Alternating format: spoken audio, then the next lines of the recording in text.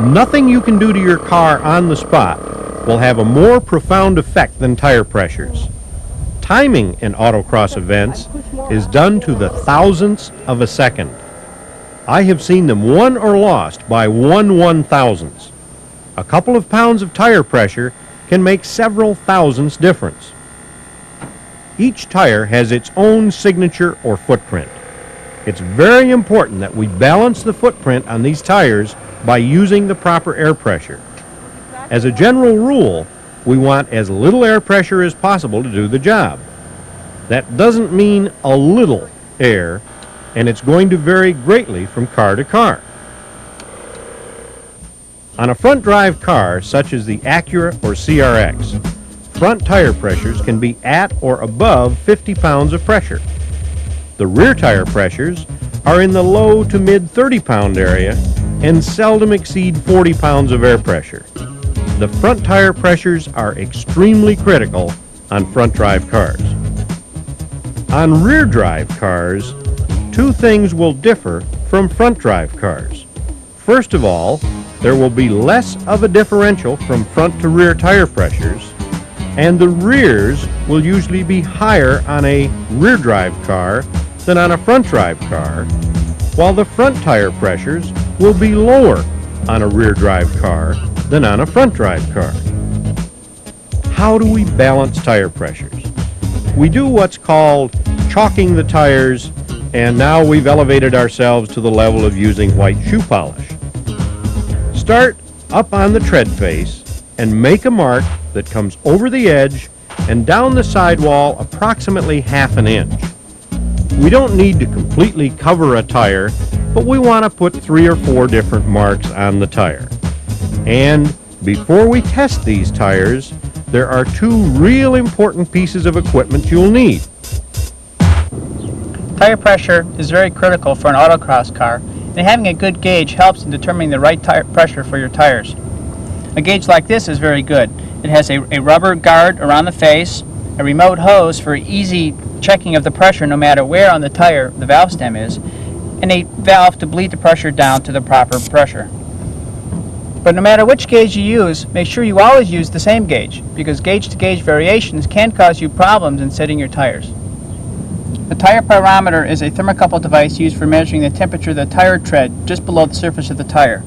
Start in the shoulder rib and insert the probe approximately 1/16 of an inch below the surface of the tire.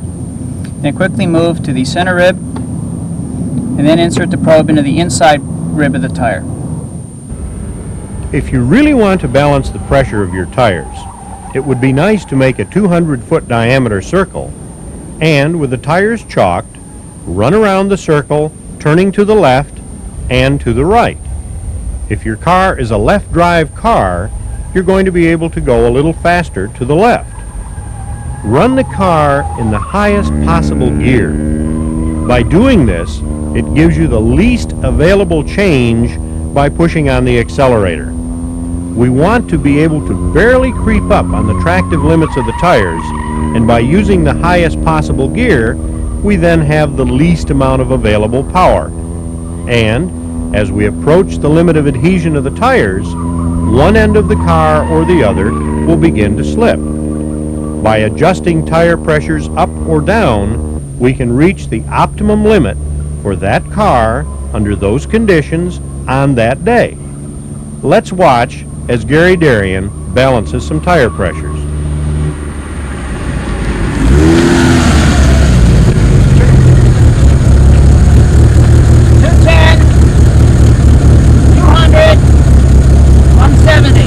The idea is to get the readings as close together as possible. 160, 150, 130.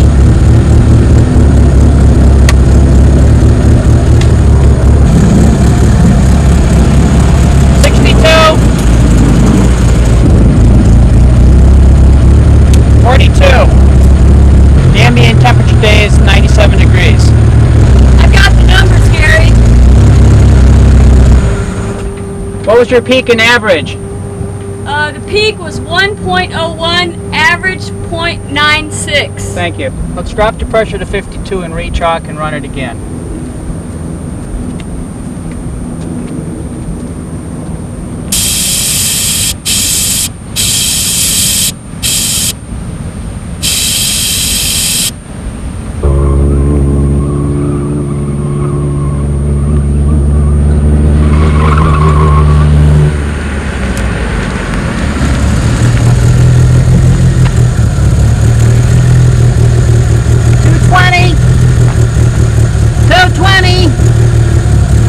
190.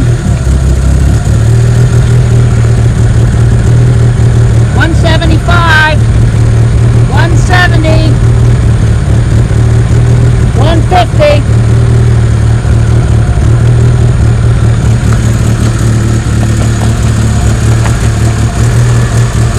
52.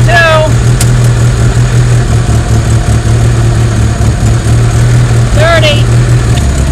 The top looks great. I think we're set. Ready with the numbers here. What was the peak and average? The peak was 1.03 and the average was 101. Hey, that's great. Thanks. Once you travel around the circle and measure your pressures, balance them from side to side. Take the tire that needs the most amount of air and add that same amount of air to both tires. In other words, the left front and the right front. It will allow good smooth handling of the automobile. The more predictability we can build into your car, the better it's going to perform.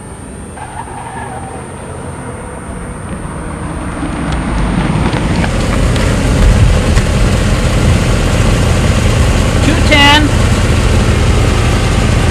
200, 190, 180, 175, 175.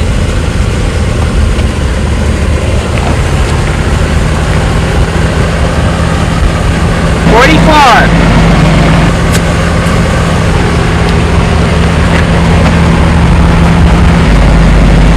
44. Well, the tire's rolling over a little bit too far. We were at 44. Let's go up 5 pounds to 49. Here's a rule of thumb for One adding more. air. For every quarter of an inch on the side of the tire that you wish to move the mark, add or subtract 3 pounds of air. What we want to do is get the air pressure where we want it.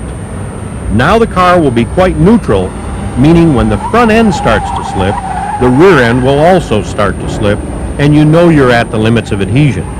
We don't want the car where the nose violently slips or the tail violently slips.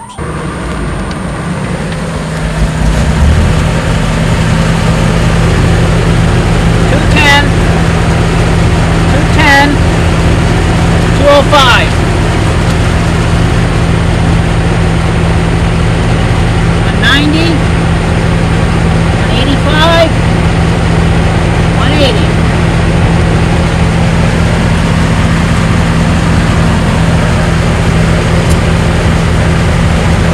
49 and a half. 45. The sound of your tires can tell you a lot about the performance of your car. With street tires, such as the Comp TAR1s, you want to hear the tire squeal in a corner, but not squall. Listen to the difference between squeal and squall. These tires are now squalling, and they're not doing anything but making noise.